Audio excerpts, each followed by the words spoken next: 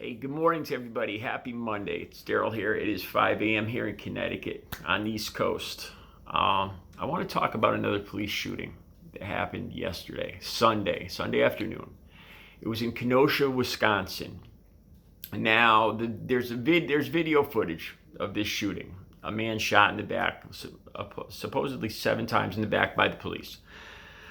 On my community page, there's a news report showing the clip shot from across the street.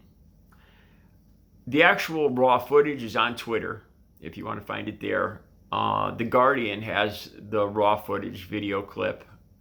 I'm having some issues right now with copyright. I'm not going to put the video right here, right now. I'll tell you guys what happened. So the police get called to a domestic violence incident. Supposedly, allegedly, witnesses say that 2 women were fighting. Allegedly, this gentleman named Jacob Blake was trying to break up these 2 women. The video starts with a group of police officers yelling at the man, at Jacob Blake, as he's walking around the corner of the passenger side front corner of the minivan, yelling at him. They have their guns drawn, yelling at him to stop. They're falling a couple feet, 3-4 feet behind him. A group of police officers, probably 3 or 4, yelling at him to stop. He seems determined. He's walking forward. He walks around the front of the car. At no time, he doesn't look behind him. So I don't know if he knows at this point that the police officers have their weapons trained on him at this point. I'm sure they can hear the police. He can hear the police officers at this point. He walks around the front driver's side of the minivan, seeming determined, walks right to his driver's side door. The police still following, all guns on his back, yelling at him to stop. He opens up the door, driver's side door. Now here, I'm not sure. He moves into the car. I'm not sure at this point if you hear the guns, 6-7 shots fired, and you see him fall into the car, into the vehicle. Then you hear the horn going off, which I assume is his body on the steering wheel hitting the horn. I'm not sure. If at first it looks like he might be going down, leaning down to the seat area. Witnesses say, this is what witnesses report, that he was not armed. He did not carry weapons. He was going to get his child in the car. This is what the witnesses on the scene report. The look on his face, he seemed determined. When I first saw this video, and I saw the police falling around behind him, to me, the first thing that popped in my head is he's going to get his ID. He was involved somehow, he got involved in an incident. The police asked for his identification, and he looks kind of a little angry, a little frustrated. That's what I did. That's my opinion. And like I said, though, he doesn't look behind him as he walks. This is about 6-7 seconds it takes him to walk from the passenger side around the front of the vehicle to the driver's side door. At no time does he look behind him and see all these weapons trained on his back. I'm sure if his hearing is adequate, he could hear the police officers yelling at him to stop.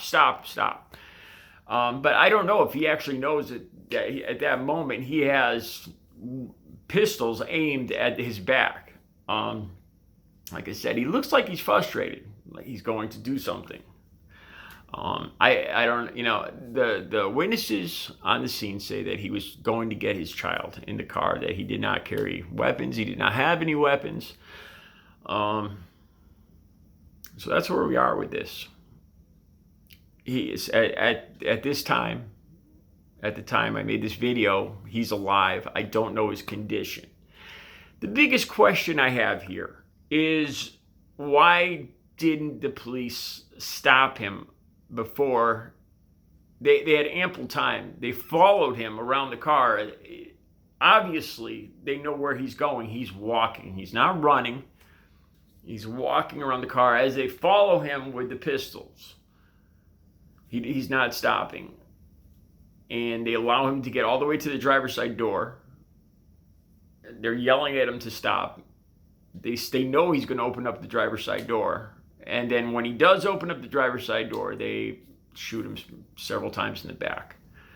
I have a few questions. Why did they go right to lethal force on a domestic violence call? There's no weapons. There's no report of any weapons being involved at all in this incident. Why wasn't the man just detained before he got to his drive? If that was an issue, if they feared for their safety, I don't know. Was there a child in the car, as the witnesses report? That would make a big difference. It would be obvious that he probably was going to get his child. I don't understand why they didn't stop him before he got to the driver's side door. It's obvious that's where he was headed. And as soon as he opens up the door, they shoot him in the back. It would seem that they would be able to predict what he was going to do and where he was going. In that moment, they knew that once he did that, they were going to use lethal force. So they already knew in their mind, as they followed him around the car, that when this action was completed, they were going to shoot him in the back and kill him, presumably. So why not stop him before he got to the driver's side door? Before they had to kill him? That's my question. There's still a lot of unanswered questions here. But from all reports, there was no weapons involved in this at all. So that's where we're at with this. Jacob Blake, Kenosha, Wisconsin, still alive at this moment, shot in the back up to 7 times by the police officers in Kenosha, Wisconsin. All right, let me know what you guys think.